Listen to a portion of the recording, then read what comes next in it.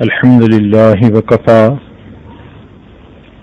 وسلام على عباده الذين اصطفى أما بعد أعوذ بالله من الشيطان الرجيم بسم الله الرحمن الرحيم وقضى ربك ألا تعبدوا إلا إياه وبالوالدين إحسانا إما يبلغن عندك الكبر أحدهما أو كلاهما فلا تقل لهما أف ولا تنهرهما وقل لهما قولا كريما واخفض لهما جناح الذل من الرحمة وقل رب ارحمهما كما ربياني صغيرا سبحان ربك رب العزة عما يصفون وسلام على المرسلين والحمد لله رب العالمين اللهم صل على سيدنا محمد وعلى آل سيدنا محمد وبارك وسلم اللهم صل على سيدنا محمد وعلى آل سيدنا محمد وبارك وسلم اللهم صل على سيدنا محمد وعلى آل سيدنا محمد وبارك وسلم. مستورات کی اس مجلس میں آج ماں کے عنوان پر گفتگو کی جائے گی. ماں کا لفظ 3 حرفوں سے بنا، میم، الف اور نون. یہ ایسا لفظ ہے کہ جس کو بولتے ہوئے انسان کے اپنے اندر نیاز مندی اور مخاطب کے بے لوث محبت کا خیال ضرور آتا ہے. یہ جو 3 حرف ہیں میم، الف، نون، ان تینوں کی تفصیل ہے. میم سے محبت بنی، الف ایثار سے لیا گیا اور نون نیاز مندی سے لیا گیا. ماں کے اندر یہ 3 صفتیں ہوتی ہیں. اولاد کے ساتھ محبت بھی بے پناہ ہوتی ہے، اولاد کے لیے ایثار اور قربانی بھی وہ بے مثال کرتی ہے، اور اولاد کے ساتھ اس کو ماں ہوتے ہوئے بھی ایک نیاز مندی کا تعلق رکھنا پڑتا ہے. تو ماں کے شروع کا حرف میم ہے. اسی میم کے لفظ سے محبت بنی، اسی میم کے لفظ سے مغفرت بنی. ماں کے اندر بھی یہ دونوں صفات ہوتی ہیں. بچے کی محبت بھی ہوتی ہے، اور اگر کوئی بچہ غلطی کرے تو اس کو معاف کر دینے کا جذبہ بھی ہوتا ہے. اگر ان تینوں حروف کو تھوڑا بدل لیا جائے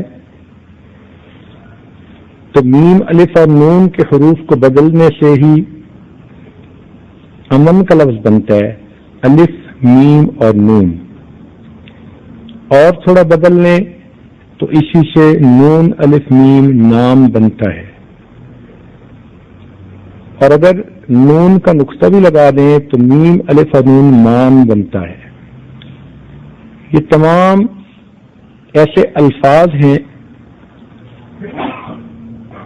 کہ جن کا تعلق ماں کے ساتھ ہے.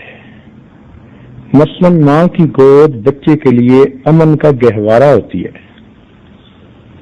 بچے کو اپنی ماں پہ بڑا مان ہوتا ہے،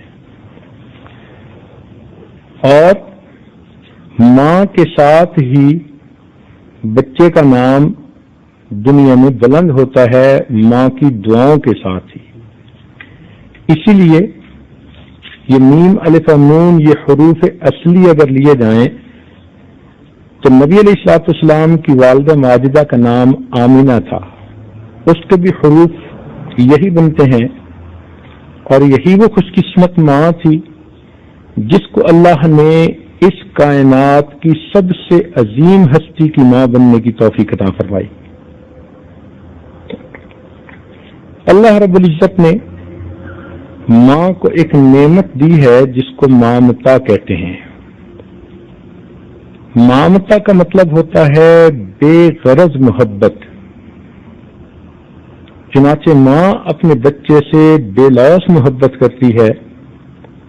اس چھوٹے بچے سے اس کو کیا توقع ہوتی ہے، لیکن وہ اس کی 24 گھنٹے کی خادمہ، اس کی باندھی بنی ہوتی ہے اور اس سے اتنی محبت کرتی ہے کہ جس کی محبت کو الفاظ کے اندر ڈھالنا مشکل ہے. اللہ رب العزت نے ماں کو ایک صفت اور بھی دی ہے اور اس کو کہتے ہیں خطا پر عطا کی صفت. یہ اللہ تعالی کی اپنی صفت ہے کہ وہ بندوں کی خطا پر بھی ان پر اپنی رحمتیں عطا فرما دیتا ہے، ان کو مغفرت عطا فرما دیتا ہے. عام دنیا میں تو جہاں خطا ہوگی وہاں عطا نہیں ہوگی بلکہ وہاں پر سزا ہوگی. مگر ماں محبت کی ایسی شخصیت ہے کہ جو خطا پر سزا کی بجائے عطا کرتی ہے.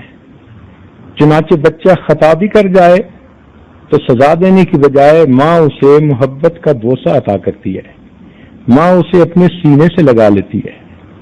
یہ خطا پر عطا کی صفت اللہ رب العزت کی تھی، لیکن اللہ تعالی نے اس کا نمونہ دنیا میں بھی دکھا دیا. ایک صفت اللہ تعالی نے ماں کو اور دی جس کو صبر و تحمل کہتے ہیں.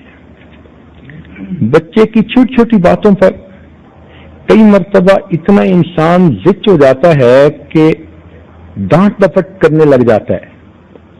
اسی لیے اگر کسی مرد کو تھوڑی دیر گھر کے بچے سنبھالنے پڑے تو بچوں کی پٹائی ہو جائے گی، اور مرد کے لیے ان بچوں کو سنبھالنا مصیبت ہو جائے گا. یہ ماں ہی ہے جو سارا دن ان بچوں کے ساتھ گزارتی ہے، اس لیے کہ اللہ رب العزت نے اس کے اندر صبر و تحمل بہت دیا. وہ بچوں کی اونچ نیچ کی باتیں دیکھتی بھی ہے، سنتی بھی ہے، پھر بھی برداشت کرتی ہے. اور اللہ تعالیٰ نے اس کو ایسا جذبہ خدمت دیا کہ جس کی کوئی انتہا نہیں ہے. کبھی وہ یہ نہیں کہہ سکتی کہ بچے اب میں نے تمہاری بڑی خدمت کر لی، 1 سال ہو گیا تمہاری خدمت کرتے ہوئے، تمہاری عمر 1 سال ہو گئی، اب میں تمہاری خدمت سے باز آئی. نہیں، بچہ جب تک جوان نہیں ہو جاتا ماں اس کی خدمت کرتی رہتی ہے. اور یہ ایسی خدمت ہے کہ جو وقت کی پابند نہیں، 24 گھنٹے کی ہے. اس لیے ماں وہ شخصیت ہوتی ہے کہ جو بچے کو خون جگر پلا پلا کر بڑا کرتی ہے، جو بچے کو اپنے سینے کا دودھ پلا کے اس کو زندگی بخشتی ہے.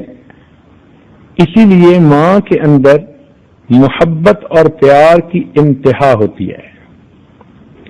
اگر وہ سختی بھی کرے تو اس کی سختی میں بھی نرمی ہی کی جھلک ہوتی ہے. اگر آپ نے کبھی نرم ہاتھوں کی تھپکی دیکھنی ہو، کڑی نگاہ کی نرمی دیکھنی ہو، یا سخت لہجے کی مٹھاس دیکھنی ہو تو اپنی ماں سے شوخی کر کے دیکھو. وہ سخت نگاہ بھی دیکھے گی اور اس میں بھی نرمی ہوگی. وہ سخت لہجے میں بھی بات کر رہی ہوگی مگر اس میں بھی مٹھاس ہوگی، اس لیے کہ وہ ماں جو ہوئی. ماں کی محبت اور اس کے خلوص کی سب سے بڑی دلیل یہ ہے کہ اگر وہ کسی وقت بچے کے ایک تھپڑ بھی لگا دے تو بچہ تھپڑ کھانے کے بعد پھر بھی ماں ہی کی گود میں آتا ہے. اگر ماں کے اندر اخلاص نہ ہوتا تو بچہ تھپڑ کھانے کے بعد کبھی ماں کی طرف واپس نہ آتا. لیکن ڈانٹ بھی کھاتا ہے، تھپڑ بھی کھاتا ہے، پھر اسی ماں کے سینے سے آ کے لپٹ جاتا ہے. یہ اس ماں کی محبت کی دلیل ہوتی ہے. اسی لیے ماں کے بارے میں دنیا کے دانشوروں نے مختلف اقوال کہے ہیں. مثال کے طور پر شیخ سعدی رحمت اللہ علیہ نے فرمایا کہ ماں کی محبت کی ترجمانی کرنے والی ایک ذات فقط ماں کی ہے۔ اورنگزیب عالمگیر رحمۃ اللہ علیہ کہا کرتے تھے کہ مجھے ماں کے بغیر اپنا گھر قبرستان کی طرح لگتا ہے۔ حتیٰ کہ کفر کے ماحول میں پلے ہوئے کافر لوگوں نے بھی ماں کی محبت کے بارے میں عجیب و غریب باتیں کی۔ چنانچہ شیکسپیئر نے کہا کہ بچے کے لیے سب سے اچھی جگہ ماں کی گود ہوتی ہے، اگرچہ بچے کی عمر کتنی ہی کیوں نہ ہو۔ ملٹن نے کہا کہ آسمان کا بہترین تحفہ انسان کے لیے ماں ہے۔ نادر شاہ نے کہا کہ مجھے پھول اور ماں میں کوئی فرق نظر نہیں آتا، لہذا جب بچہ پیدا ہوتا ہے تو ماں کے ہونٹوں پہ جو تبسم اور اس کی آنکھوں میں جو شکر کے آنسو ہوتے ہیں وہ اس کی عظمت اور تواضع کی دلیل ہوتے ہیں۔ دین اسلام نے ماں کو بڑا رتبہ دیا، اس لیے فرمایا الجنت تحت اقدام امہاتکم، کہ جنت تمہارے لیے ماں کے قدموں کے نیچے ہے۔ ماں کے جسم میں اس کے پاؤں سب سے نیچی جگہ کی حیثیت رکھتے ہیں، گھٹیا درجے کی حیثیت رکھتے ہیں۔ اس سے معلوم ہوتا ہے کہ اگر ماں کے جسم میں اور کوئی گھٹیا جگہ ہوتی تو اللہ تعالیٰ اس عضو کا نام لیتے، یہاں قدم کا نام لیا۔ تو سوچئے کہ اگر ماں کے قدموں تلے وہ جگہ ملتی ہے جس کو جنت کہتے ہیں، یعنی جہاں اللہ رب العزت کا دیدار نصیب ہوگا، تو پھر سوچئے کہ اگر ماں کی دعائیں لی جائیں گی اور اس کی خدمت کی جائے گی اور اس کو خوش کیا جائے گا تو پھر اللہ رب العزت جنت کی کیا کیا نعمتیں عطا فرمائیں گے۔ اسی لیے دین اسلام نے کہا کہ اگر ماں بوڑھی ہے تو اس کی خدمت سب سے افضل عمل ہے۔ سیدنا ابی ہریرہ رضی اللہ عنہ ایک صحابی ہیں، ان کو بڑا جی چاہا کرتا تھا کہ میں اللہ تعالیٰ کے گھر کا دیدار کروں۔ جب بھی حج کے قافلے جانے لگتے تو وہ آتے اور بڑی حسرت اور تمنا کے ساتھ ان قافلے میں جانے والے لوگوں کو دیکھا کرتے تھے۔ کسی نے کہا کہ آپ خود کیوں نہیں چلے جاتے؟ کہنے لگے کہ نہیں، میری بوڑھی ماں ہے اور اس کی خدمت میرے لیے سب سے افضل عمل ہے، اس لیے میں حج پر نہیں جا سکتا۔ کسی نے کہا کہ تم ایک باندی رکھ لو اور وہ تمہاری ماں کی خدمت کرے گی، تو کہنے لگے کہ ماں کی تو خدمت ہو جائے گی مگر جو رتبے اور درجے مجھے ملنے ہیں وہ تو مجھے نہیں مل سکیں گے۔ اس لیے جب ان کی والدہ کی وفات ہوئی تو اس کے بعد انہوں نے حج کے سفر کو اختیار کیا۔ دین اسلام نے یہاں تک کہا کہ اگر ماں کافرہ بھی ہے تو بھی اولاد کو چاہیے کہ اس کے ساتھ حسن سلوک کا معاملہ کرے۔ چنانچہ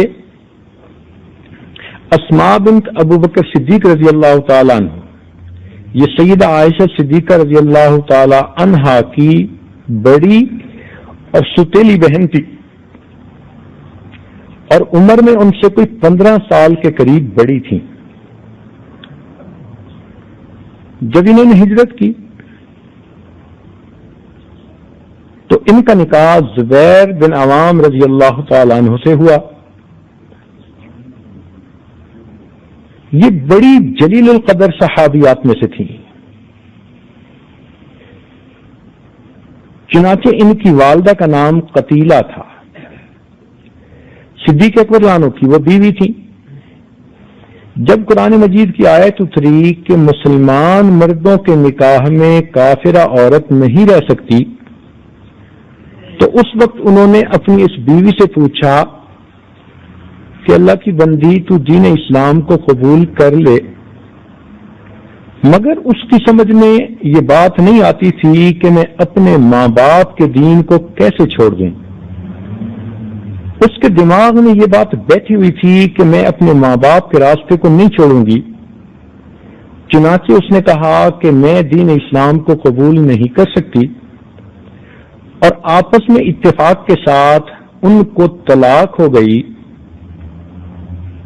بہت عرصہ وہ اسی طرح الگ رہی، مگر پھر ماں تھی.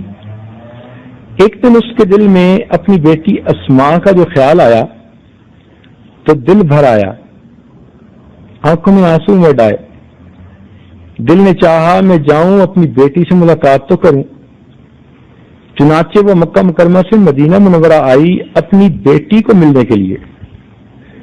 جب بیٹی کے گھر میں گئی تو بیٹی اپنی والدہ کو دیکھ کر حیران ہو گئی کہ محبت کے ہاتھوں مجبور ہو کر میری کافرہ ماں مجھے ملنے کے لیے یہاں بھی آ گئی.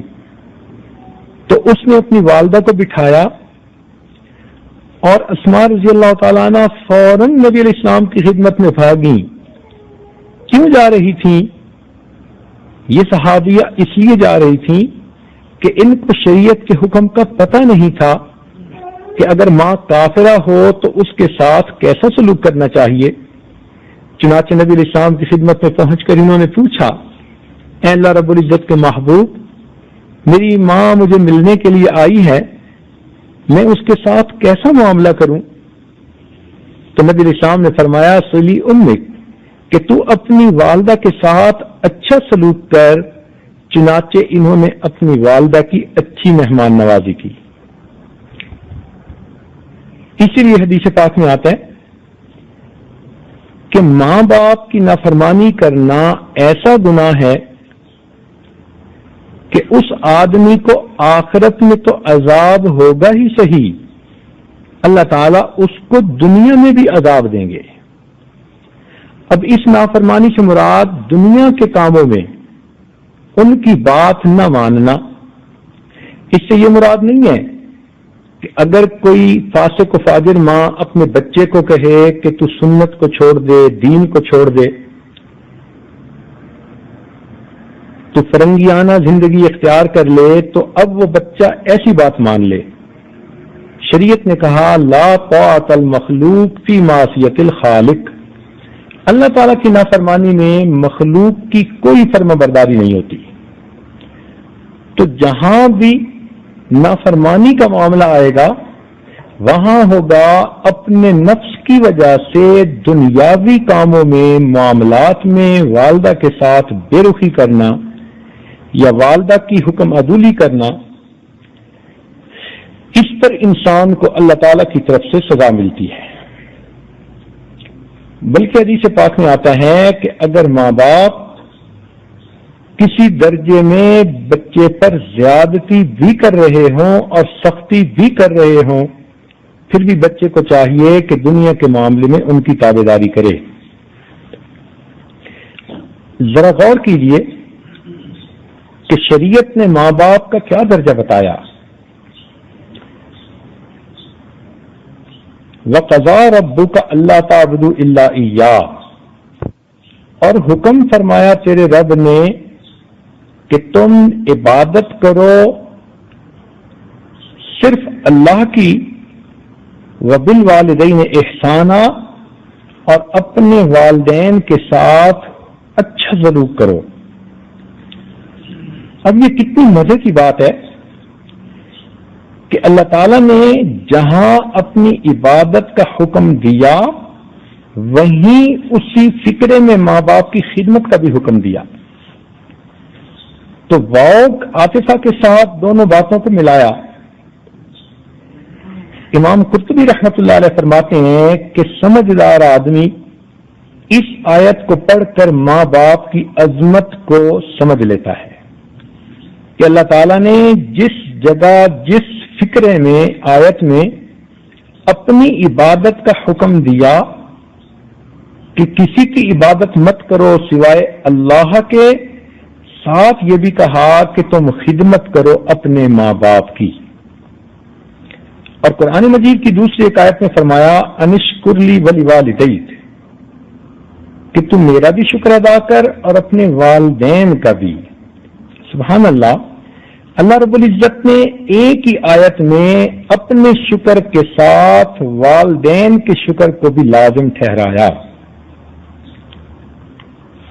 پھر آگے فرمایا اما یبلغن عندک الکبر احدہما او کلاہما، اگر بڑھاپے کی عمر کو پہنچ جائے ان میں سے ایک یا دونوں، فلا تقل لہما اف، تو تو ان کو اف بھی نہ کر۔ اف نہ کر کیا مطلب؟ کہ ایسا لفظ نہ کہے جس سے کہ ان کو ناگواری ہو۔ کوئی لفظ اپنی بات چیت میں ایسا استعمال کرنا کہ جس سے ماں باپ کا دل دکھے، شریعت نے اس کو ناجائز کہا ہے۔ اف سے مراد اس سے متعلقہ کوئی بھی لفظ ملتا جلتا جس سے اپنی ناپسندیدگی کا اظہار ہو۔ مثلا ماں نے کوئی بات کہی تو لڑکی آگے سے منہ بنا کے کہتی ہے کیا ہے؟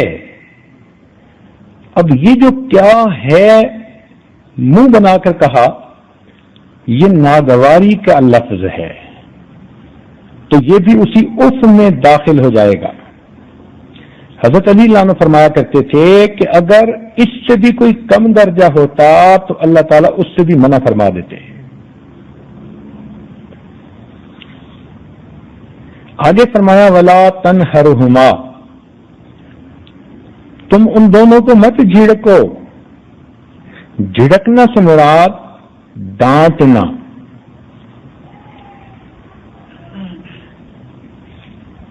ڈانٹنے سے کیا مراد؟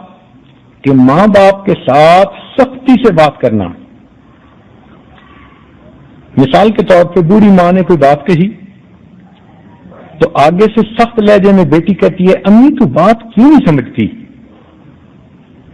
اب یہ جو الفاظ کہے امی تو بات کیوں نہیں سمجھتی، یہ اپنی والدہ کو ڈانٹنا ہوا اور شریعت میں یہ حرام ہے۔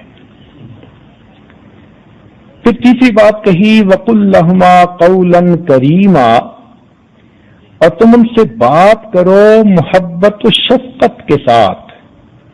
قول کریم مفسرین کے نزدیک یہ کہا جاتا ہے کہ جیسے کوئی عاجز غلام سخت مزاج آقا کے سامنے دب کے بات کرتا ہے، پست آواز میں بات کرتا ہے، عاجزی کے ساتھ بات کرتا ہے، اسی طرح اپنے ماں باپ سے گفتگو کرنا، اس کو قول کریم کہتے ہیں۔ یہی پر بس نہیں بلکہ آگے بھی فرمایا وَاخْفِضْ لَهُمَا جَنَاحَ الذُّلِّ مِنَ الرَّحْمَةِ، اور تو محبت کے ساتھ اپنی عاجزی کے کندھے کو ان کے سامنے جھکا دے۔ یعنی ماں باپ کے سامنے انسان اپنے عاجزی کے کندھے کو جھکا دے، یہ دکھاوا نہ ہو، ظاہر کی کاروائی نہیں ہونی چاہیے، من الرحمہ، قلبی محبت کی وجہ سے۔ یوں معلوم ہوا کہ ماں باپ کے سامنے اپنے آپ کو جھکانا حقیقت میں اپنے کو اٹھانا ہوتا ہے۔ اس ذلت کے اندر حقیقت میں عزت چھپی ہوتی ہے۔ دیکھیں شیطان کو اللہ رب العزت نے فرمایا کہ آدم علیہ السلام کے سامنے جھکو، وہ نہیں جھکا تو اس کا کیا انجام ہوا؟ اسی طرح اللہ تعالیٰ نے اولاد کو فرمایا کہ تم ماں باپ کے سامنے عاجزی کے کندھے جھکاؤ، جو نہیں جھکے گا تو اس کا بھی انجام اسی کے ساتھ ہوگا۔ پھر آگے فرمایا وَقُلْ رَبِّ ارْحَمْهُمَا كَمَا رَبَّيَانِي صَغِيرًا، اور تم یوں کہو کہ اے میرے رب ان میرے ماں باپ پر رحم فرما جس طرح انہوں نے چھوٹے ہوتے ہوئے بچپن میں میری تربیت کی، مجھ پر رحم کیا. تو اس کا مطلب یہ ہے کہ اتنا سب کچھ کر کے دعا بھی کرے کہ اے اللہ میرے ماں باپ کی مشکلات کو آسان بھی فرما. مفسرین نے لکھا کہ یہ جو دعا ہے نا کو رب ارحمہما کما ربیانی صغیرا، یہ زندگی میں بھی کرنی چاہیے اور ماں باپ کی وفات کے بعد بھی اولاد کو کرنی چاہیے. ایک دوسری آیت میں اللہ تعالیٰ ارشاد فرماتے ہیں وَوَصَّيْنَا الْإِنسَانَ بِوَالِدَيْهِ إِحْسَانًا، ہم نے وصیت کی انسان کو، نصیحت کی انسان کو کہ وہ اپنے والدین کے ساتھ اچھا سلوک کرے. حملت امہ کرہا، اس کی والدہ نے بہت مشقت کے ساتھ اس کو اٹھایا، یعنی حمل کے دوران. ووضعت کرہا، اور جب بچے کی پیدائش کا وقت تھا تو اس وقت بھی اس کی ماں نے بہت مشقت کے ساتھ اس کو جنم دیا. وحملہ وفصالہ 30 شہرا، اور یہ حمل اور دودھ پلائی چھڑوانا یہ سارا 30 مہینے یعنی 2.5 سال کی مدت بنی. تو یوں سمجھیں کہ جب سے کوئی ماں حاملہ بنتی ہے اس وقت سے لے کے 2.5 سال تک اس کو بچے کی بہت زیادہ خبر گیری کرنی پڑتی ہے. حمل کے دوران تو اس کو 9 مہینے ویسے ہی بیماروں کی طرح گزارنے پڑتے ہیں. کبھی کھانا اچھا نہیں لگتا، کبھی الٹیاں آتی ہیں، متلی آتی ہے، کمزوری ہو جاتی ہے، بلڈ پریشر اوپر نیچے ہو جاتا ہے. اس حمل کی تکلیف ماں کس طرح اٹھاتی ہے یہ ماں ہی جانتی ہے. پھر وضع حمل کے وقت جب بچے کی پیدائش کا وقت ہوتا ہے تو وہ تو ماں کے لیے زندگی اور موت کا وقت ہوتا ہے. کتنی ایسی خواتین ہیں کہ بچے کی پیدائش کے وقت ان کی وفات ہو جاتی ہے. اسی لیے حدیث پاک میں فرمایا کہ ولادت کے وقت جس عورت کی وفات ہو اللہ تعالیٰ قیامت کے دن اس کو شہیدوں کی قطار میں کھڑا فرمائیں گے.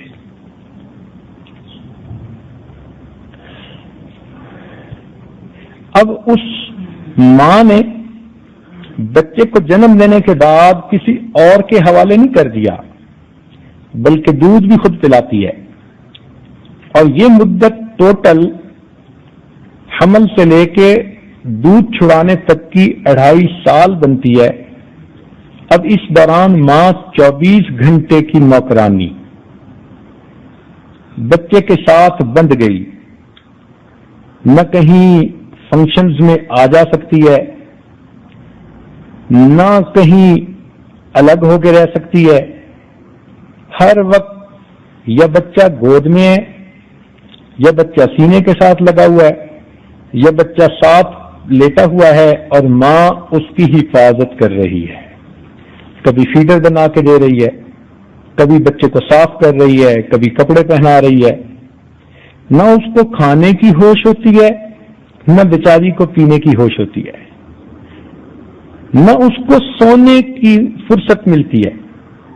چنانچہ چھوٹا بچہ تو دن اور رات کو نہیں جانتا، اس کو کیا پتا کہ اب دن ہے تو مجھے جاگنا ہے اور اب رات ہو گئی تو مجھے سونا ہے. وہ بچہ تو دنیا میں آیا تو اس کا تو ابھی عقل پختہ نہیں ہے، لہذا کئی مرتبہ دیکھا کہ بچہ سارا دن سوتا رہتا ہے اور جہاں عشاء کے بعد کا وقت ہوا بچہ جاگتا ہے اور پھر چاہتا ہے کہ کوئی میرے پاس رہے، ماں میرے ساتھ باتیں کرے، مجھے گود میں لے. ماں بیچاری نیند سے بیزار، آنکھیں بوجھل ہیں، جسم ٹوٹا ہوا ہے، سارا دن گھر کے کام بھی کیے اور اب بچے کی خاطر اسے جاگنا پڑا. اس ماں کو یہ کتنی مشقت اٹھانی پڑتی ہے اس کا کوئی دوسرا بندہ اندازہ لگا ہی نہیں سکتا. اس لیے شریعت نے فرمایا کہ حل جزاء الاحسان الا الاحسان، احسان کا بدلہ احسان ہی ہوتا ہے. آج جس ماں نے بچے کی اس طرح پرورش کی،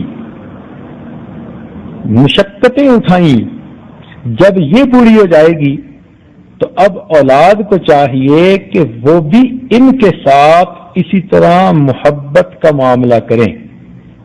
ایک دوسری آیت میں فرمایا وَهْنٌ عَلَى وَهْنٍ، کہ اس ماں نے بچے کے حمل کا بوجھ اٹھایا تھک تھک کر، گھر کے کام بھی کر رہی ہوتی ہے اور حاملہ بھی ہے، تو تھکاوٹ اتنی، اور ویسے بھی حمل کی مدت کے ساتھ کمزوری بڑھتی چلی جاتی ہے۔ اسی لیے چونکہ 3 باتیں شریعت نے کہیں کہ حملت امہ کرہا، یہ ایک وجہ کہ حمل کے دوران تکلیف اٹھائی، ووضعت کرہا، اور پیدائش کی تکلیف اٹھائی، اور پھر تیسرا حملہ وفصالہ 30 شہرا، یعنی دودھ پلائی کی تکلیف اٹھائی۔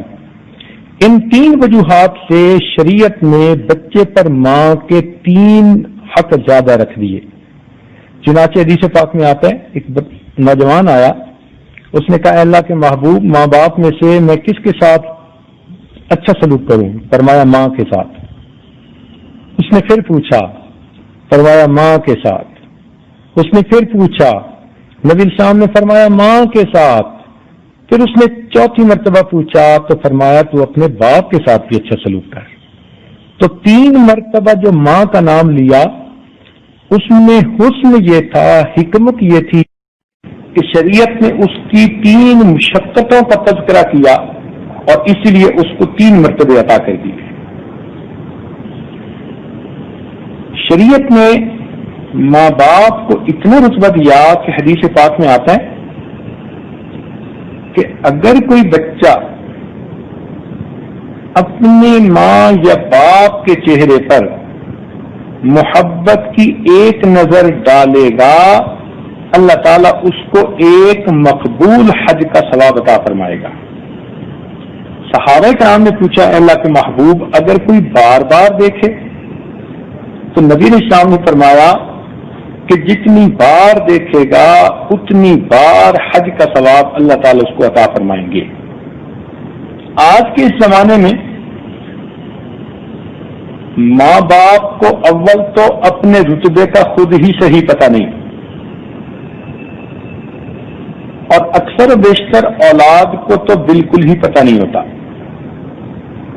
اولاد تو ماں کو بس اللہ میاں کی گائے ہی سمجھتی ہے۔ آج کل کی نوجوان بچیاں اپنے گھروں میں جس طرح ماں سے ضد کرتی ہیں، ماں کے ساتھ ڈانٹ ڈپٹ کر لیتی ہیں، اس لیے کہ ان کو اول تو دین کی تعلیم دی نہیں گئی ہوتی اور ان کو ماں کے درجے اور رتبے کا پتہ ہی نہیں ہوتا۔ اسی لیے ان تربیتی مجالس میں اس عاجز نے سب سے پہلے ماں کے متعلق گفتگو کی تاکہ پتہ چلے کہ عورت جب ماں ہوتی ہے تو اللہ تعالیٰ کے ہاں اس کا کیا مقام ہوتا ہے، اولاد کو بھی پتہ چلے کہ ماں کس ہستی کو کہتے ہیں۔ چنانچہ حدیث پاک میں آتا ہے کہ قرب قیامت کی علامت یہ ہے ان تلد الامۃ ربتہا، کہ ماں اپنی حاکمہ کو جنے گی، یعنی بیٹی حاکمہ بن کے رہے گی اور ماں بیچاری اس کی نوکرانی بن کر رہے گی۔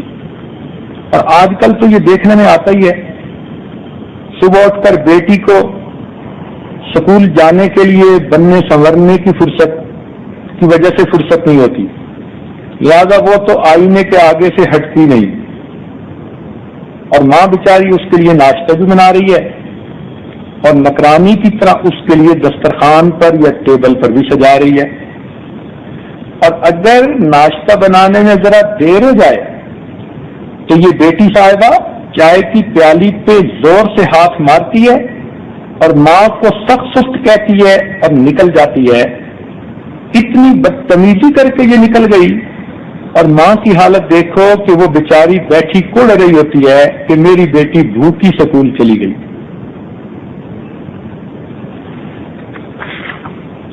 آج کل کے دور میں اس معاملے میں بہت ہی زیادہ کوتاہی ہو رہی ہے.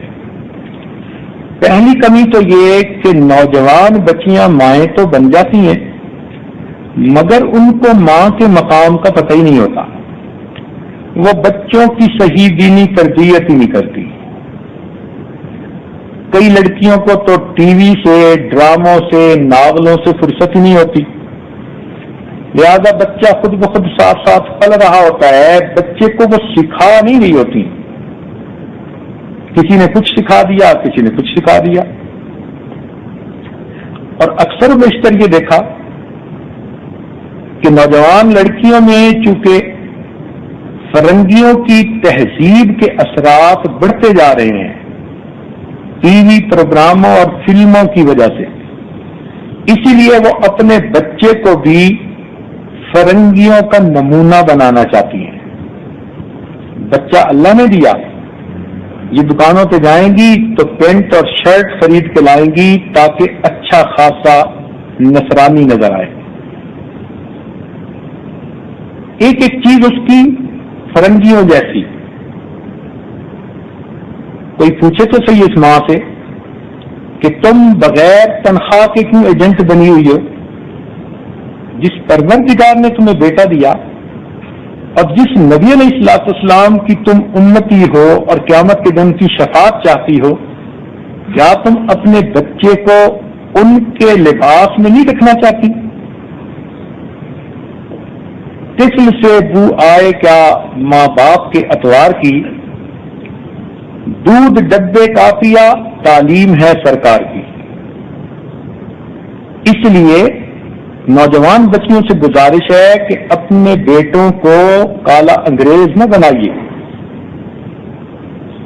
ان کو لباس فرنگی پہنانا، بول چال فرنگی سکھانا، طور طریقے سکھانا، ایسا نہ ہو کہ کہیں بڑے ہو کر اللہ حشر بھی انہی کے ساتھ کر دے. سنیے، امت مسلمہ کی بیٹیوں نے بہت عظیم کارنامے سر انجام دیے. چنانچہ تاریخ اسلام پر نظر ڈالی جائے تو پتہ چلتا ہے کہ 7ویں صدی ہجری میں تاتاری قوم اس طرح دنیا میں پھیلی کہ انہوں نے مسلمانوں سے تخت و تاج کو چھین لیا. پوری دنیا میں کہیں بھی مسلمانوں کے پاس تخت و تاج نہیں تھا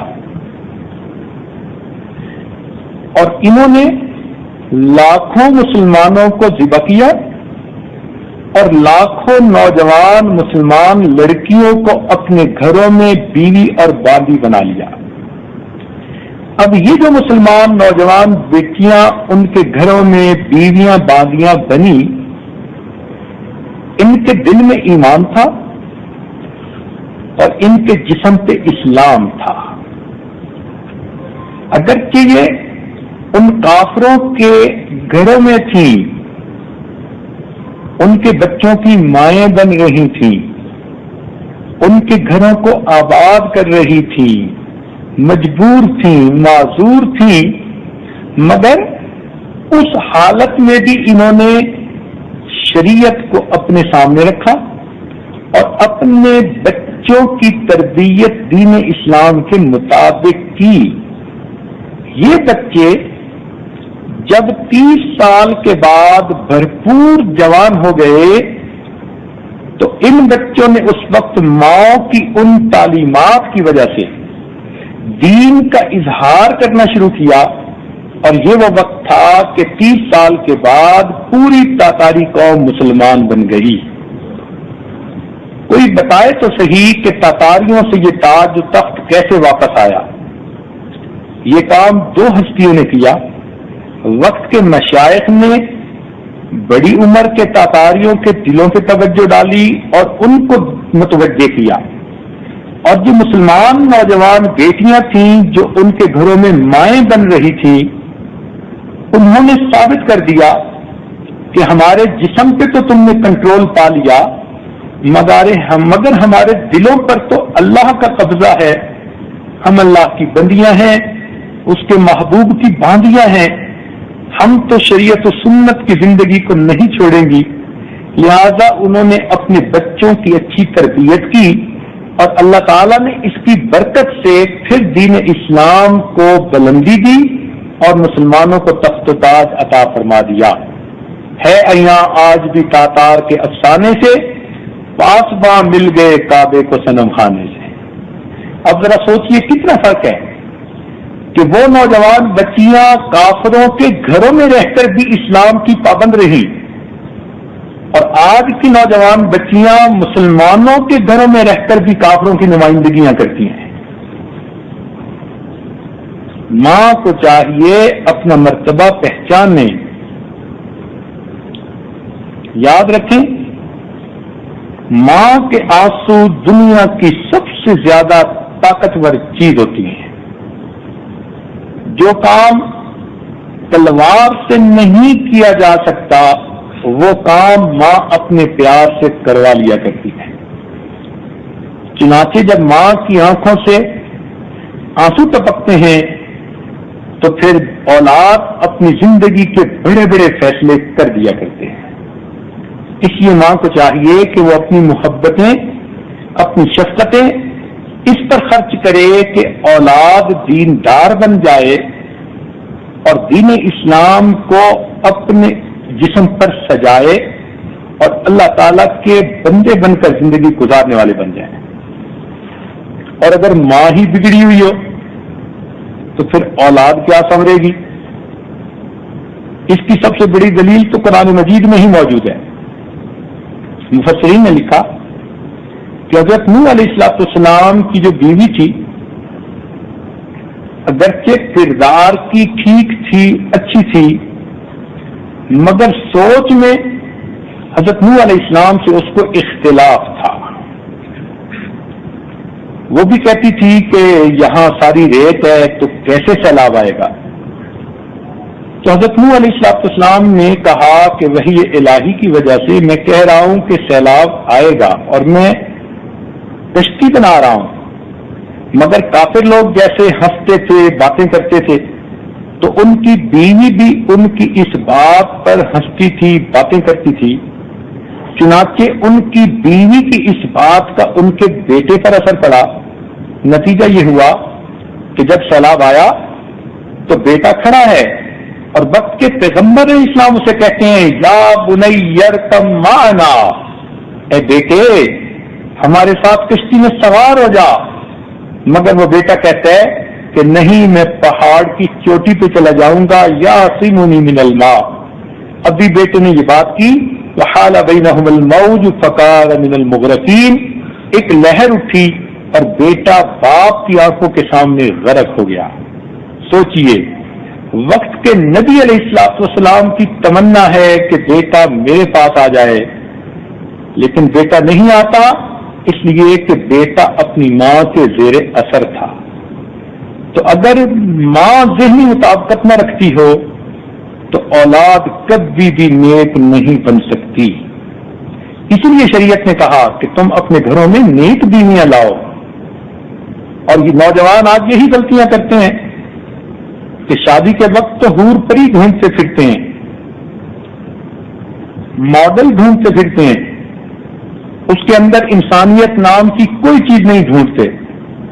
نتیجہ یہ ہوتا ہے کہ جب وہ گھر میں آ جاتی ہے نہ ماں باپ کے ساتھ اچھے تعلق رکھنے دیتی ہے اور خود اس کو بھی ٹگنی کا ناچ نچاتی ہے۔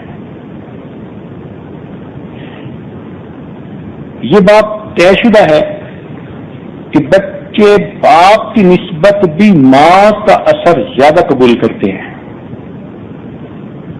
چنانچہ اس کی دلیل حدیث پاک سے ملتی ہے۔ ایک صحابیہ تھی ام سلیم رضی اللہ تعالیٰ عنہا،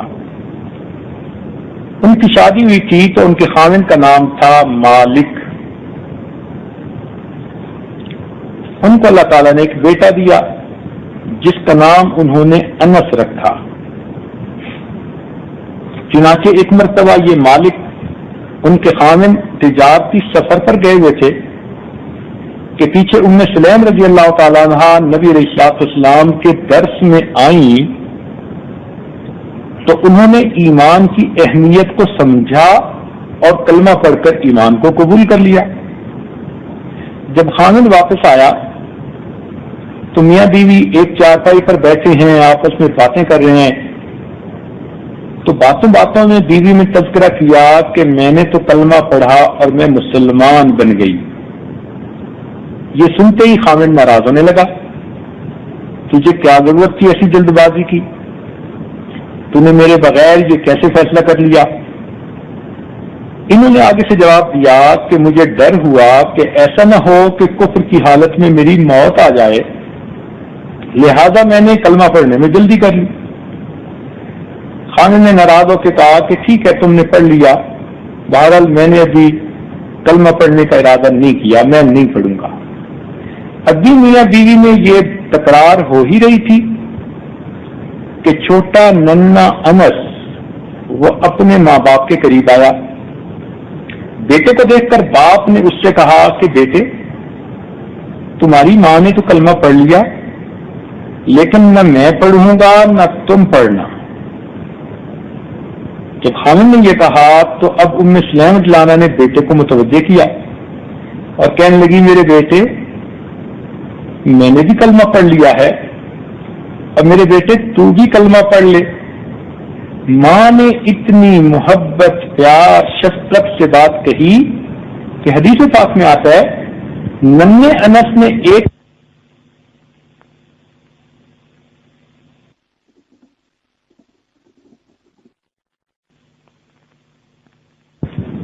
کہ بچے کی تنگی سے تنگ ہو کر بچے کو بد دعا دے دیتی ہے۔ یہ بہت بڑی غلطی ہے جو بھی کوئی ماں کر سکتی ہے، اس سے بڑی غلطی اور کوئی نہیں ہو سکتی۔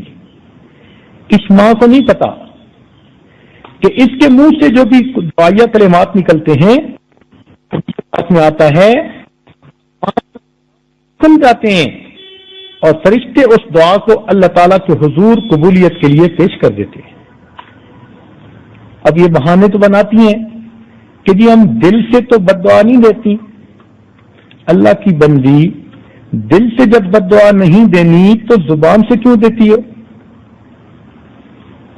اس لیے صبر تحمل سے کام لیتے ہوئے جتنی بھی تنگ ہو، جتنی بھی پریشان ہو، بچہ بدتمیزی کر رہا ہے، بچہ بیوقوفی کر رہا ہے، نادانی کر رہا ہے، جہالت کر رہا ہے، بچہ آپ کی قدر نہیں پہچان رہا، آپ کو تنگ کر رہا ہے، مگر ہے تو آپ ہی کا بیٹا، آپ ہی کا خون ہے، آپ ہی کے جسم میں وہ پلا ہے۔ اس بچے کو اگر آپ بد دعا دیں گی تو پھر اس بچے کا انجام اچھا کیسے ہوگا؟ اس لیے کبھی بھی بچے کو بد دعا نہیں دینی چاہیے، بلکہ تنگ ہو کے بھی دعا ہی دینی چاہیے کہ اللہ اس کو نیک بنا دے، اچھا کر دے، اس کو سمجھ عطا کر دے۔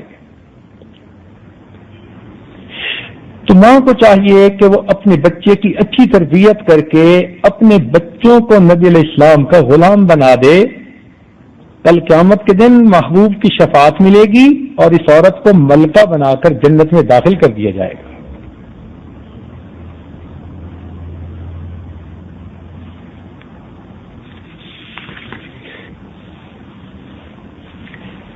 مائیں ہی انسان کو انسان بناتی ہیں۔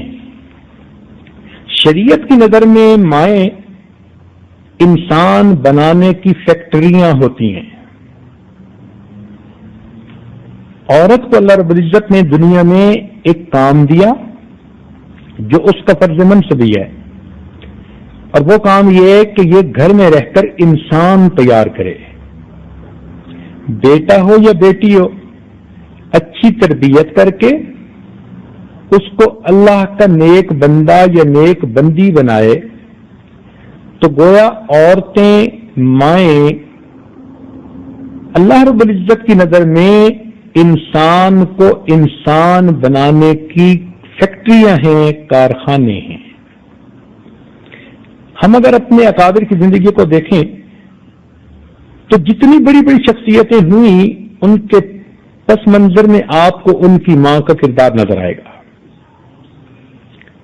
چنانچہ امام غزالی رحمۃ اللہ علیہ کے بارے میں آتا ہے کہ والدہ نے ان کو پڑھنے کے لیے بھیجا، انہوں نے اپنے استاد سے جو کچھ سنا اس کے نوٹس تیار کیے، تعلیقات تیار کی،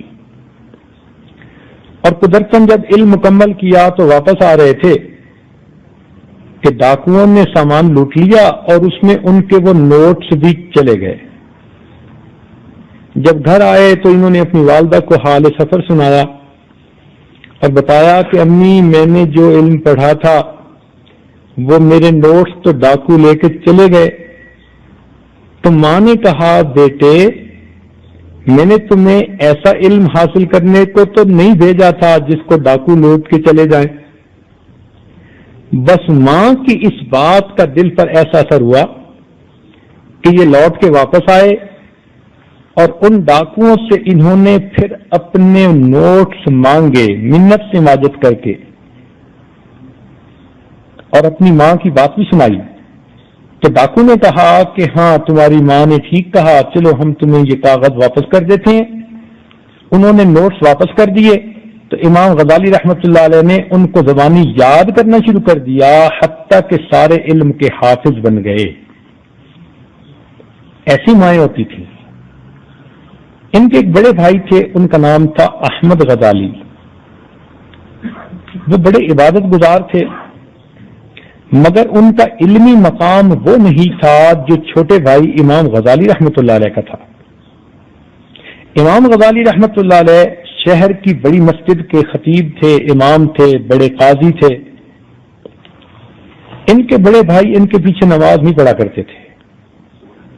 لوگ بڑی باتیں کرتے کہ آپ بھی کیسے عالم ہیں کہ آپ کے بھائی ہی آپ کے پیچھے نماز نہیں پڑھتے۔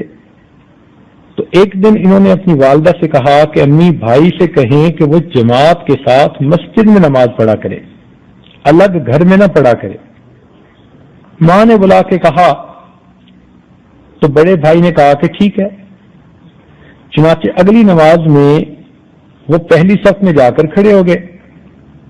امام غزالی رحمت اللہ علیہ نے نماز پڑھائی۔ جب دوسری رکعت میں پہنچے تو بڑے بھائی نے نیت توڑی اور جماعت میں سے نکل کے گھر آئے اور آ کے الگ اپنی پڑھ لی۔ اب جب نماز مکمل ہوئی تو لوگوں نے تو شور مچا دیا۔ امام غزالی رحمت اللہ علیہ کے لیے بہت ہی پریشانی بنی۔ خیر ٹوٹے دل کے ساتھ گھر آئے، ماں کو کہا کہ امی، پہلے تو بھائی نماز پڑھنے جاتا نہیں تھا، اگر آج گیا تو درمیان میں سے توڑ کے واپس آیا، الٹا مجھے اور ذلیل کر دیا۔ تو ماں نے بیٹے کو بلا کے کہا کہ بیٹے تم نے ایسا کیوں کیا؟ تو اس نے کہا کہ امی، آپ نے حکم دیا تھا کہ میں اس کے پیچھے نماز پڑھوں، جب تک یہ نماز پڑھتے رہے میں پیچھے رہا، جب یہ نماز میں نہیں تھا تو میں پیچھے کیوں کھڑا ہوتا؟ اس پر امام غزالی رحمت اللہ علیہ کا سر ندامت سے جھک گیا۔ ماں نے پوچھا بیٹے کیا ہوا؟ کہنے لگے امی، بھائی ٹھیک کہہ رہا ہے، جب میں نے نماز شروع کی تو پہلی رکعت میں تو میری ساری کی ساری توجہ اللہ رب العزت کی طرف تھی، دوسری رکعت میں کھڑا ہوا تو میں نماز سے پہلے درس دینا تھا، عورتوں کو ان کے مسائل کا مطالعہ کر رہا تھا، تو اچانک اس میں سے ایک مسئلہ وہ میرے ذہن میں آ گیا اور میری سوچ اس طرف چلی گئی تھوڑی دیر کے لیے، اور یہ وہ وقت تھا کہ بڑے بھائی نے نماز توڑی اور واپس آ گیا۔ ماں نے جب یہ بات سنی تو اس نے ٹھنڈی سانس لی اور کہا کہ افسوس، میرے 2 بچے اور دونوں میں سے میرا کوئی بھی نہ بنا۔ جب ماں نے یہ کہا نا کہ میرے 2 بچے اور دونوں میں سے میرا کوئی بھی نہ بنا، تو اس پر دونوں بچے حیران ہوئے اور انہوں نے پوچھا کہ امی آپ کیسے کہہ رہی ہیں کہ دونوں میں سے آپ کا کوئی نہ بنا؟ تو ماں نے کہا کہ بیٹے اس طرح کہ اگلا نماز پڑھانے کھڑا تھا اور نماز کے دوران حیض و نفاس کے مسائل سوچ رہا تھا، اور پچھلا بھی نماز میں کھڑا تھا اور نماز کی حالت میں اپنے بھائی کے قلب میں کشف کی نظر ڈال کے دیکھ رہا تھا، نہ اگلے کی نظر توجہ اللہ کی طرف تھی نہ پچھلے کی توجہ اللہ کی طرف تھی، تم دونوں میں سے میرا تو کوئی بھی نہ بنا۔ وہ بڑے بڑے تصوف کے مسائل جو وقت کے شیوخ حل کیا کرتے تھے، اس وقت کی مائیں ان مسائل کو اپنے بچوں کو یوں سمجھا دیا کرتی تھی. شیخ عبد القادر جیلانی رحمۃ اللہ علیہ کی والدہ نے ان کو نصیحت کی تھی کہ سچ بولنا. اور پھر آپ نے واقعہ پڑھ ہی لیا ہوگا یا سنا ہوگا کہ انہوں نے سچ بولا اور اللہ تعالیٰ نے ڈاکوؤں کو اس کی وجہ سے توبہ طائب ہونے کی توفیق عطا فرمائی. فاضل بستامی رحمۃ اللہ علیہ بھی بچپن میں یتیم ہو گئے تھے. ان کی والدہ نے ان کو پڑھایا تھا. قاری صاحب کو کہا تھا کہ بچے کو واپس نہ آنے دینا، گھر رہنے کی عادت پڑ گئی تو علم حاصل نہیں کر سکے گا. چنانچہ قاری صاحب نے کافی دن ان کو مدرسے میں رکھا. ایک دن یہ چھٹی لے کے گھر آئے. والدہ وضو کر رہی تھی تو انہوں نے دروازہ کھٹکھٹایا. والدہ سمجھ گئی کہ میرا بیٹا آ گیا، مگر انہوں نے سوچا کہ اگر میں نے اس کو گھر آنے دیا تو پھر یہ واپس مدرسے نہیں جائے گا. تو دروازے کے اندر آ کر پوچھنے لگی کون؟ انہوں نے کہا با یزید. تو ماں کہنے لگی کہ ایک میرا بھی با یزید ہے، میں نے اسے اللہ کے دین کے لیے وقف کر دیا اور وہ تم مدرسے میں ہے، تم کون با یزید ہو جو میرا دروازہ کھٹکھٹا رہے ہو؟ ماں کی یہ بات سن کر بچہ سمجھ گیا کہ ماں کیا چاہتی ہے. چنانچہ لوٹ کے مدرسے واپس آئے اور پورا علم حاصل کیا. جب وہاں سے نکلے تو باجید بستامی بن چکے تھے. خواجہ منیر اجمیری رحمۃ اللہ علیہ بنگال کا سفر کیا. 7 لاکھ ہندو مسلمان ہوئے ان کے ہاتھ پر اور 70 لاکھ مسلمانوں نے توبہ کی، بیعت توبہ کی. گھر آ کر اپنی ماں سے خوش ہو کر کہا کہ امی مجھے اللہ تعالیٰ نے یہ سعادت عطا فرمائی. ماں نے کہا بیٹا یہ تمہارا کمال نہیں ہے، میرا کمال ہے.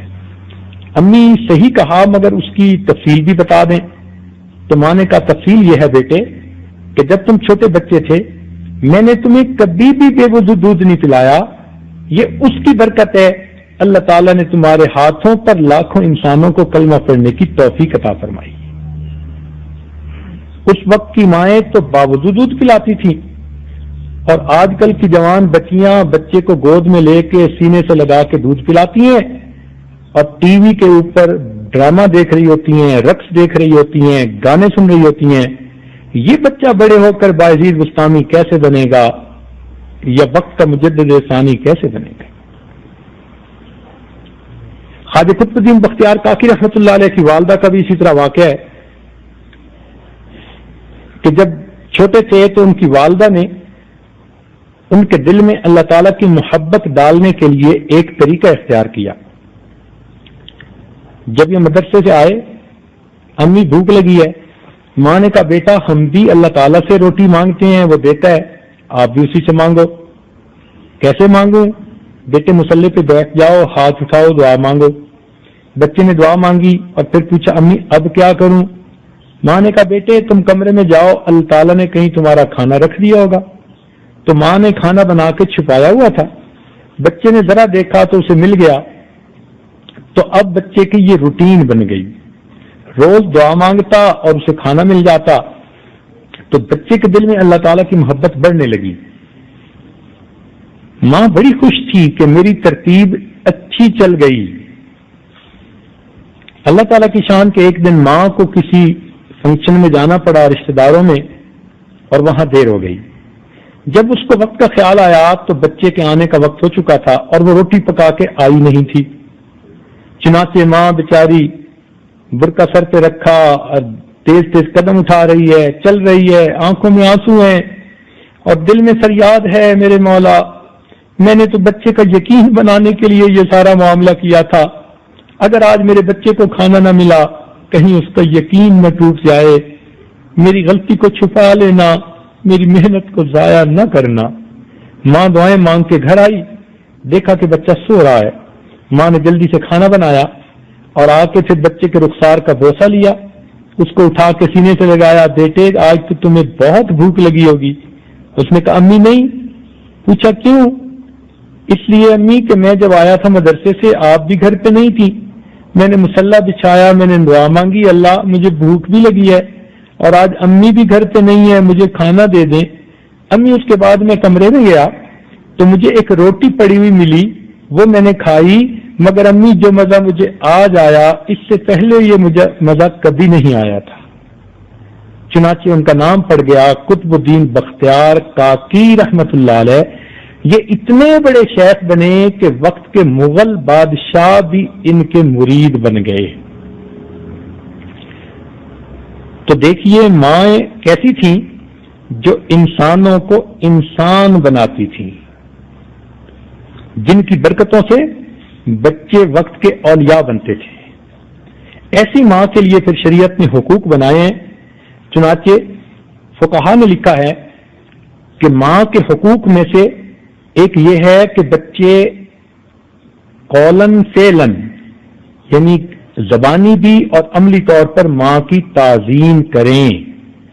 دوسرا حق ماں کا یہ ہے کہ شرعی امور میں ماں کی اطاعت کریں، حتیٰ کہ اگر ماں بوڑھی ہے تو نفلی کام چھوڑ کر اپنی ماں کی خدمت کو ترجیح دیں. تیسرا حق یہ ہے کہ ماں کو دکھ نہ پہنچائیں اگرچہ اس کی طرف سے کچھ زیادتی بھی ہو جائے. چوتھا یہ کہ ماں اگر کافرہ بھی ہو تو بھی اس کی ضرورت کا خیال رکھیں اور جان و مال سے اس کی خدمت اور مدد کریں.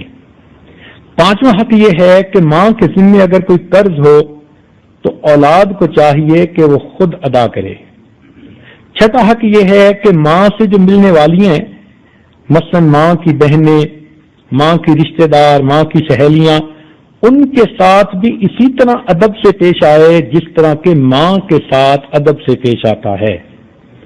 ساتواں حق یہ ہے کہ ماں کے انتقال کے بعد اس کے لیے دعائے مغفرت کرے، نفلی صدقات یا عبادات کے ذریعے اپنی ماں کو ثواب پہنچاتا رہے، مغفرت کی دعا کرتا رہے. یہ ماں کے حقوق ہیں، کس لیے کہ اس ماں نے انسان کو انسان بنایا. تو ماں کی محبت کی وجہ سے شریعت نے دیکھو کتنا بڑا رتبہ دیا. اب اگر آپ کفر کے ماحول میں چلے جائیں تو آپ کو تو وہاں یہ نعمت نظر ہی نہیں آ سکتی. چنانچہ ایک ملک کی ریاست میں ماں نے جوان بیٹے پر مقدمہ کیا جو اخباروں کی زینت بنا اور ٹی وی پر بھی نشر ہوا. ماں نے کہا کہ میرا خامند فوت ہو گیا اور میں جوان بیٹے کے ساتھ گھر میں رہتی ہوں. میرا یہ بیٹا کتا پالتا ہے اور روزانہ 3 گھنٹے اس کتے کے ساتھ یہ گزارتا ہے، اور میں ماں ہوں، یہ میرے کمرے میں 5 منٹ کے لیے نہیں آتا کہ میں اس کا چہرہ دیکھ لوں. لہذا عدالت میرے بیٹے کو حکم دے کہ یہ 5 منٹ تو میرے پاس بھی آ کے بیٹھا کرے. آخر میں ایک ہی گھر میں رہتی ہوں. بیٹے نے بھی وکیل کیا، ماں نے بھی وکیل کیا، اور دونوں طرف سے مقدمہ چلا، اور اخیر پر مقامی عدالت نے کہا کہ قانون کے مطابق بچے نے جو کتا پالا تو کتا لائبلٹی ہے، اس کی ضرورت کا خیال بچے کو رکھنا پڑے گا. 3 گھنٹے کیا 6 گھنٹے بھی لگیں تو لگانے پڑیں گے. رہ گئی بات ماں کی، تو چونکہ بچے کی عمر 18 سال سے اوپر ہو چکی، اب بچے پر اس کی کوئی ذمہ داری نہیں. ماں کو کوئی تکلیف ہے تو وہ حکومت سے رجوع کرے تو ہم اس کو بوڑھوں کے گھر کے اندر داخلہ دے دیں گے. اب بتائیں کہ جس ماحول میں ماں کا یہ مقام ہے، آپ اپنے بچے کو وہ لباس پہناتی ہیں، وہ زبان سکھاتی ہیں اور وہ طور طریقے سمجھاتی ہیں. اس لیے ہمیں چاہیے کہ ہم اپنے بچوں کو کی اٹھان اسلامی طور طریقوں پر کریں، اپنے بچوں کو نیک بنائیں. ماں کو تو محبت ہوتی ہے، اور ماں کی محبت الفاظ میں بیان ہی نہیں ہو سکتی. چنانچہ حضرت عیسیٰ علیہ السلام کی والدہ کا واقعہ کہ جب جبریل علیہ السلام نے ان کو خوشخبری دی کہ اللہ تعالیٰ آپ کو بیٹا عطا کریں گے، تو ان کے لیے حیران کن بات تھی، کیونکہ وہ سمجھتی تھیں کہ بیٹا ہوتا ہے 2 طریقوں سے، یا انسان نکاح کرے یا انسان برائی یعنی زنا کرے، اور یہ دونوں چیزیں میری زندگی میں نہیں ہیں، تو میرا بیٹا کیسے ہو سکتا ہے؟ تو حضرت جبریل علیہ السلام نے بتایا کہ اللہ تعالیٰ کے لیے بیٹا دینا آسان ہے. چنانچہ وہ حاملہ ہو گئی. اب ان کو اپنے ماں باپ کی بدنامی کا ڈر، اب حمل کی مدت تو انہوں نے گزار لی. جب وضع حمل ہونے کا وقت آیا تو اس وقت بڑی پریشان تھیں. ان کی نیکی کے چرچے تھے, ان کے خاندان کی نیکی کے تذکرے تھے, اور اب انہیں وہ ساری عزت خاک میں ملتی نظر آ رہی تھی. اتنی پریشان تھی کہ کہنے لگی یا لیتنی مت قبل ھذا وکنت نسیا منسیا.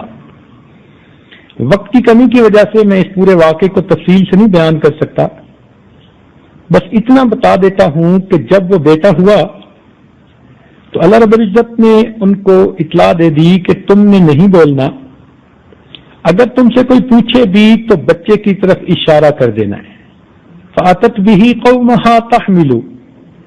چنانچہ وہ اپنے بچے کو لے کے جب اپنے گھر کی طرف واپس آئیں اور لوگوں نے دیکھا کہ تمہاری جوان لڑکی تھی اور یہ بچہ اٹھائے ہوئے آ رہی ہے, قالوا یا مریم لقد جئت شیئا فریا. کہنے لگے کہ اے مریم تو یہ کیا طوفان چیز لے کے آ گئی, یہ تو ثبوت ہے کہ تم برائی کی مرتکب ہوئی. فاشارت الیہ. بی بی مریم نے بچے کی طرف اشارہ کر دیا اور زبان حال سے ان کو کہہ دیا کہ میرا سر نہ کھاؤ, اسی بچے سے پوچھو.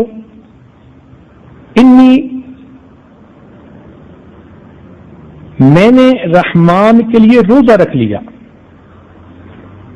لہذا جب انہوں نے بچے کی طرف اشارہ کیا, اب بچے بولتے تو نہیں ہیں, مگر ماں کی عظمت دیکھیے کہ اللہ رب العزت اس ماں کے دل کے غم کو دور کرنے کے لیے اور پاک دامن ماں کے اوپر سے اس الزام کو اتارنے کے لیے عام روٹین سے ہٹ کر یہ معاملہ کرتے ہیں کہ اس بچے کو بلواتے ہیں کہ اے بچے, اگرچہ بچے بچپن میں بولا نہیں کرتے مگر تیری ماں کی پاک دامنی کا معاملہ ہے, الزام لگ رہا ہے, لہذا تجھے بولنا ہوگا.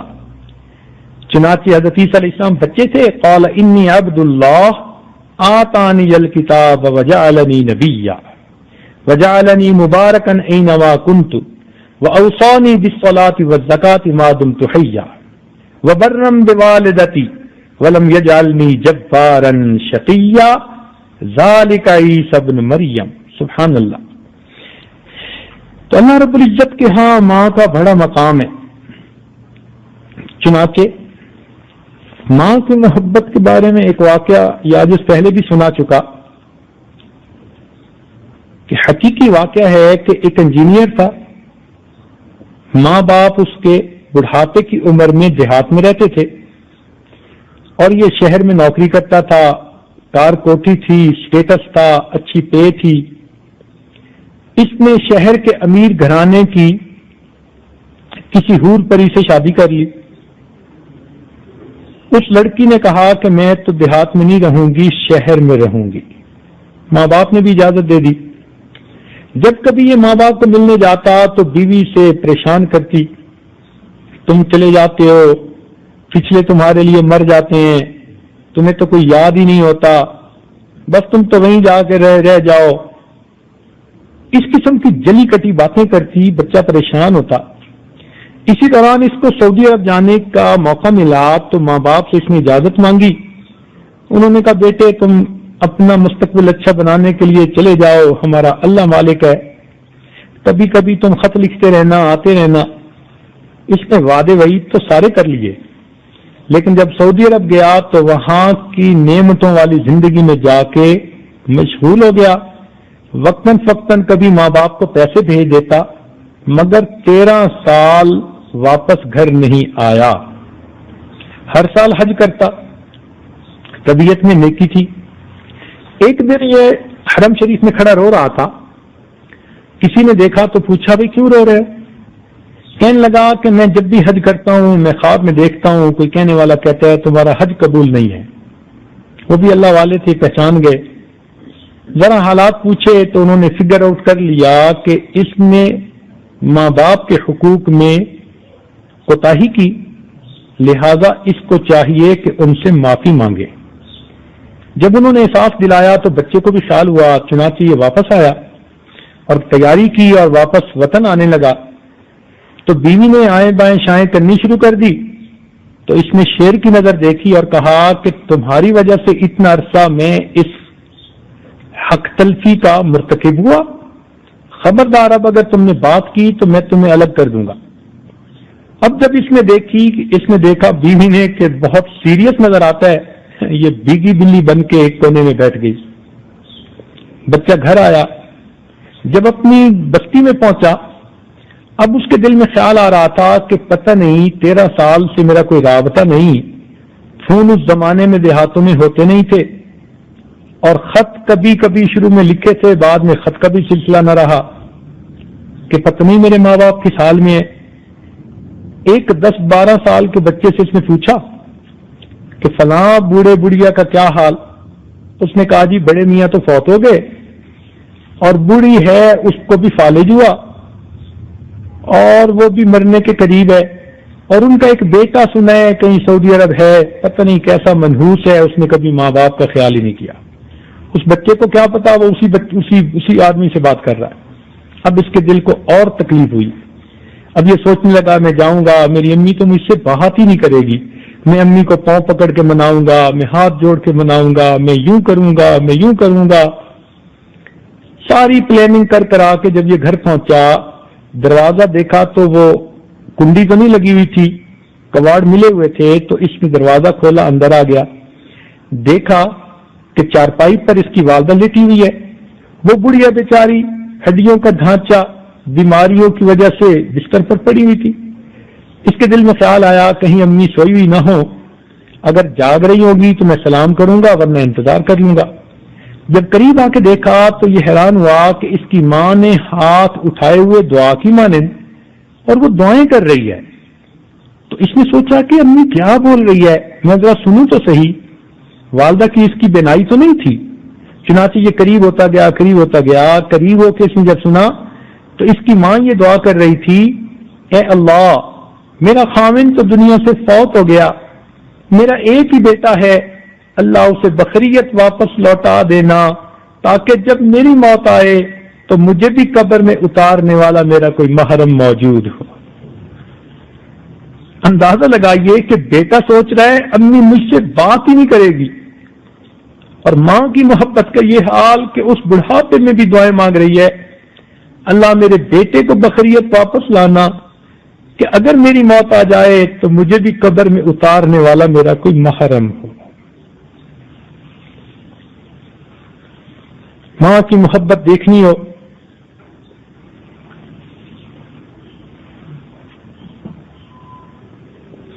تو سیدہ حاجرہ صابرہ کی زندگی کو دیکھیے.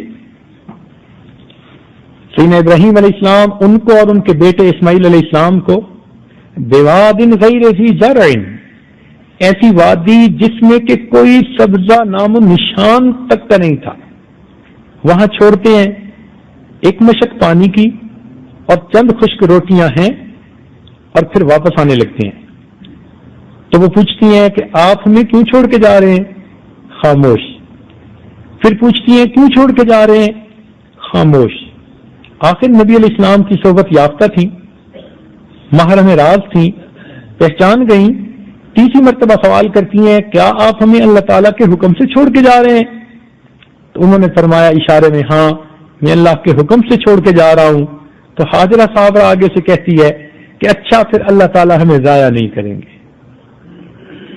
اس اللہ کی بندی کا ایمان دیکھیے، اس کا یقین دیکھیے. اللہ ایسا ایمان اور یقین ہماری بیویوں کو بھی عطا فرما دے، ہماری بیٹیوں کو بھی عطا فرما دے. ایسا اللہ نے ان کو یقین دیا.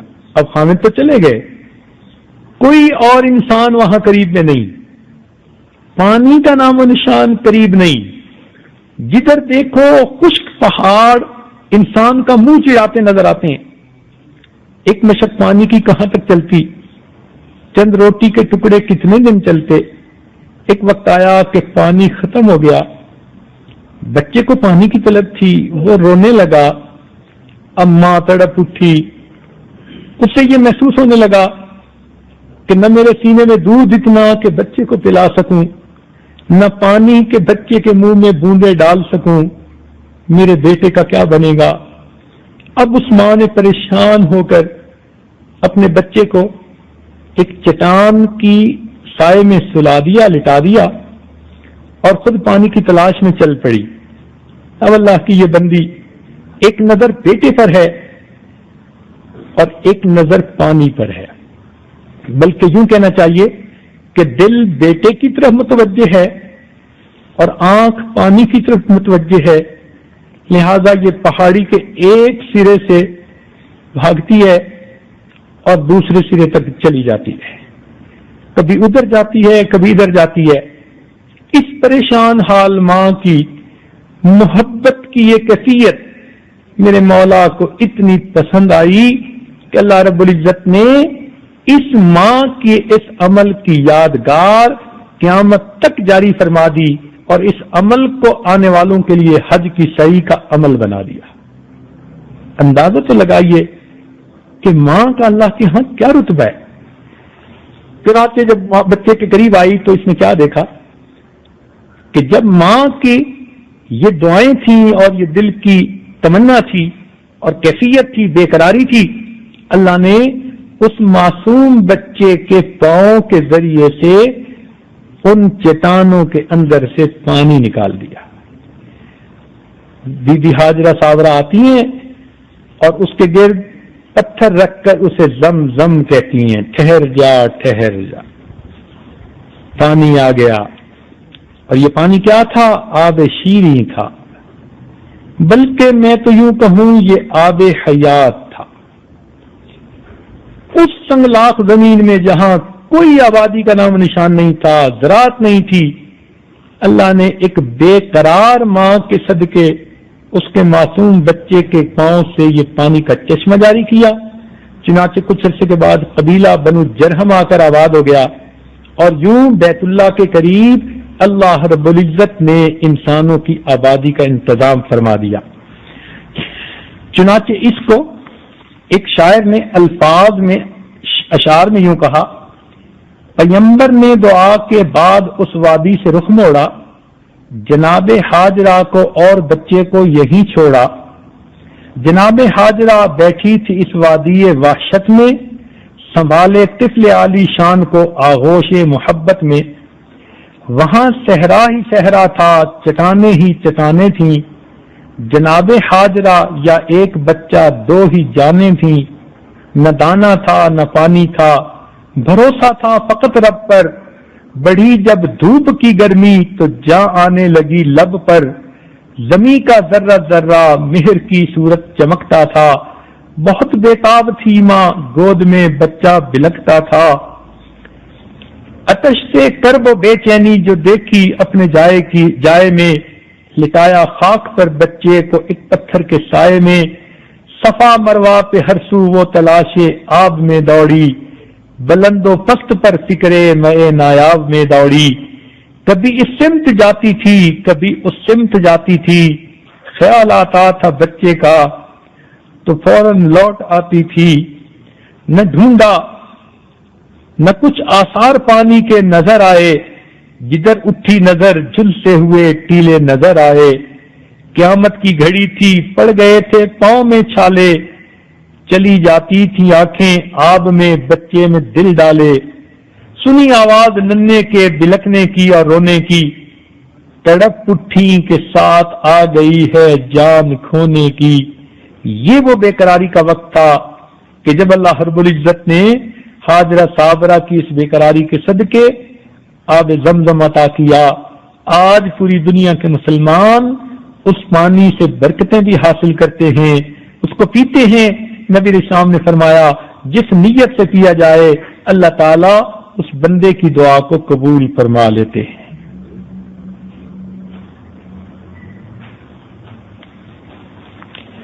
بچے کی بے قراری پر رحمت الہی کو جوش آ گیا، چنانچہ اس کی ایڑیوں کی رگڑ سے اللہ نے آب شیریں عطا فرما دیا۔ جو بچے یا بچیاں یا جو عورتیں اپنی زندگی میں اپنی ماں کی خدمت نہیں کر سکیں، حدیث پاک میں آتا ہے کہ ان کو چاہیے کہ ان کی وفات کے بعد ان کے لیے ایصال ثواب کریں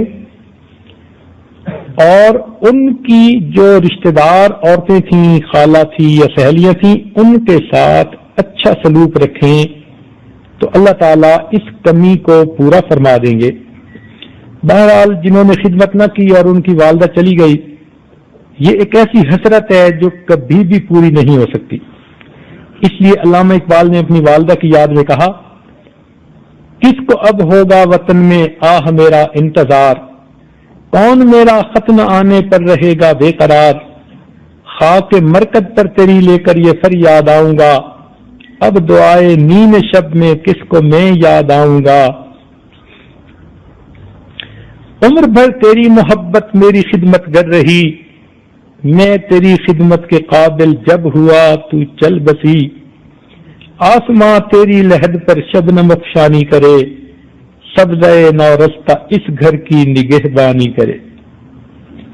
چنانچہ ہمیں چاہیے کہ اپنی ماں کی خدمت کر کے ہم ان کی دعائیں لیں۔ ماں کی دعا اللہ کے ہاں بڑا درجہ رکھتی ہے۔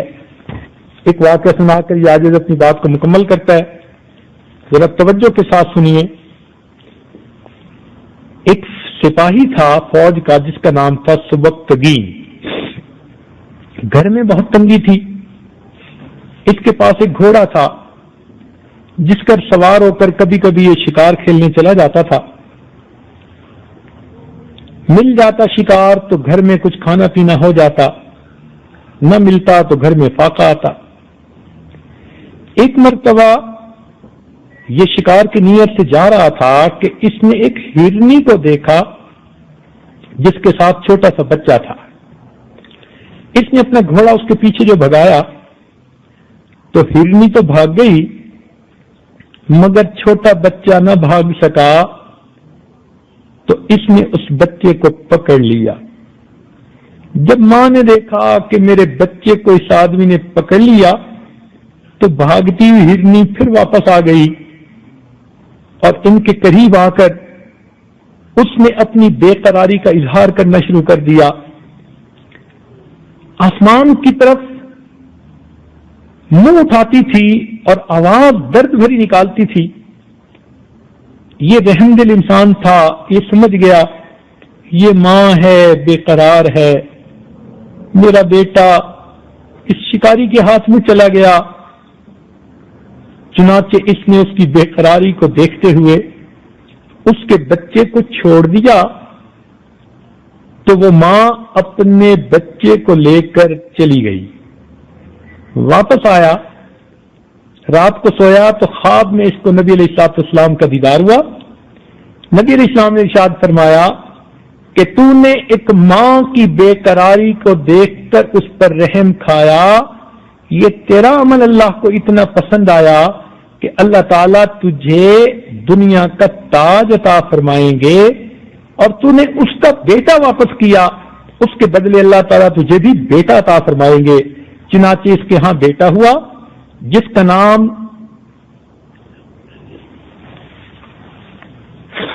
سلطان محمود غزنوی رکھا گیا، جو پورے ہندوستان کا فاتح بنا، اور اللہ رب العزت نے اس غریب بندے کو ایک بادشاہ کا باپ بننے کی توفیق عطا فرمائی۔ اگر جانور جیسی بے قرار ماں کا اگر خیال رکھا جائے تو انسان کو دنیا کی شاہی ملتی ہے۔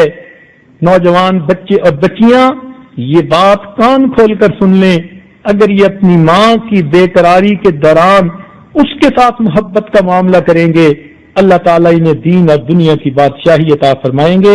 اللہ تعالیٰ ہماری کوتاہیوں سے درگزر فرمائے اور ہمیں نیکوکاری پرہیزگاری کی زندگی نصیب فرمائے۔ ایک ولی کے بارے میں آتا ہے کہ ان کی والدہ کی وفات ہوئی تو اللہ تعالیٰ نے الہام فرمایا، اے میرے پیارے، جس کی دعائیں تیری حفاظت کرتی تھی وہ ہستی دنیا سے چلی گئی ہے، اب ذرا تم سنبھل کے قدم اٹھانا۔ خوش نصیب ہیں وہ لوگ جن کے والدین زندہ ہیں، وہ خدمت کر کے اللہ کے ہاں اپنا مرتبہ بڑھا لے، اور جن کے والدین فوت ہو گئے رمضان مبارک کے اس مہینے میں ان کی طرف سے وہ صدقات کریں، خیرات کریں اور ان کے لیے دعائیں کریں۔ اللہ رب العزت ان کے آگے درجات کو بلند فرمائے اور ہمیں اس شریعت کے مسئلے میں صحیح سمجھ نصیب فرمائے۔ وآخر دعوانا ان الحمد للہ رب العالمین. تھوڑی دیر کے لیے مراقبہ کر لیجئے تاکہ پھر دعا کر سکے. آنکھوں کو بند کر لیجئے, سر کو جھکا لیجئے. دنیا اور جو کچھ دنیا میں ہے اس سے ہٹ کٹ کے اللہ تعالیٰ کی یاد میں ڈوب جائیے. انسان جب اپنے اندر جھانکتا ہے اسے اپنی اصل تصویر نظر آتی ہے. اپنے من کے دریچے کو کھولیے, اپنی اصل تصویر کو دیکھیے.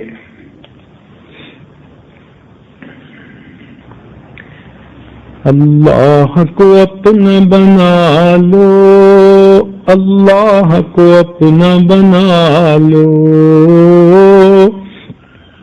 اللہ کو اپنا بنا لو.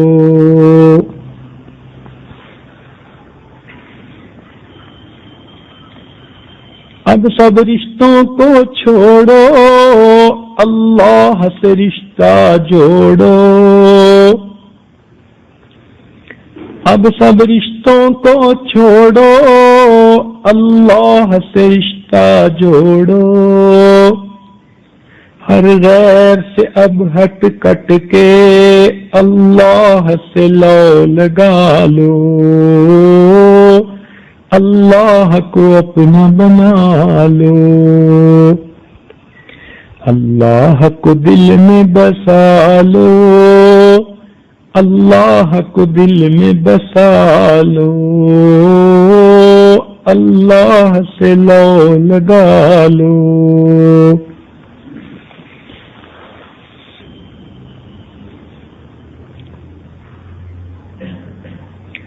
لا الہ الا اللہ محمد رسول اللہ. دعا کیجیے. سبحان ربی العلی وہاب اللہم صلی علی سیدنا محمد وعلی آل سیدنا محمد وبارک وسلم. اے مالک, ہم آپ کے آج مسکین بندے ہیں, ہمارے گناہوں کو معاف فرما, ہماری خطاؤں سے درگزر فرما, ہمارے عیبوں کی پردہ پوشی فرما. اللہ ماں باپ کے معاملے میں جو ہم سے کوتاہیاں ہوئیں, پروردگار عالم ہماری غلطیوں کو معاف فرما. اللہ جن کے والدین دنیا سے گزر گئے اب وہ ان کی خدمت تو کر نہیں سکتے. اللہ اب احساس ہوا کہ ہم نے کتنی بڑی کوتاہی کی. اللہ میری غلطی کو بھی معاف فرما دیجیے اور ہماری طرف سے ہمارے والدین کو بہترین اجر اور بدلہ عطا فرما دیجیے. ان کے درجات کو بلند فرما دیجیے. اللہ ان کو اپنا قرب عطا فرمائیے, ان کو جنت کے اعلیٰ مقامات عطا فرما دیجیے. اے اللہ جن کے والدین زندہ ہیں ان کو اپنے ماں باپ کا مقام پہچاننے کی توفیق عطا فرمائیے. اور جتنے جوان بچے اور بچیوں نے اپنے والدین کی حق تلفی کی, بدتمیزی ان کے ساتھ کی, کوتاہی کی, اللہ ان کے قصوروں کو بھی معاف فرما دیجیے. اے اللہ آج اس بات کا احساس ہوا کہ ہم اتنے بڑے گناہ کے مرتکب ہوتے رہے. اللہ ہمارے گناہ کو معاف فرما دیجیے. اور جو ماں باپ زندہ ہیں اللہ ان کو اپنے بچوں کو معاف کرنے کی توفیق عطا فرما دیجیے. اے اللہ ہماری ان دعاؤں کو اپنی رحمت سے قبول فرما. ربنا تقبل منا انك انت السميع العليم وتب علينا انك انت التواب الرحيم.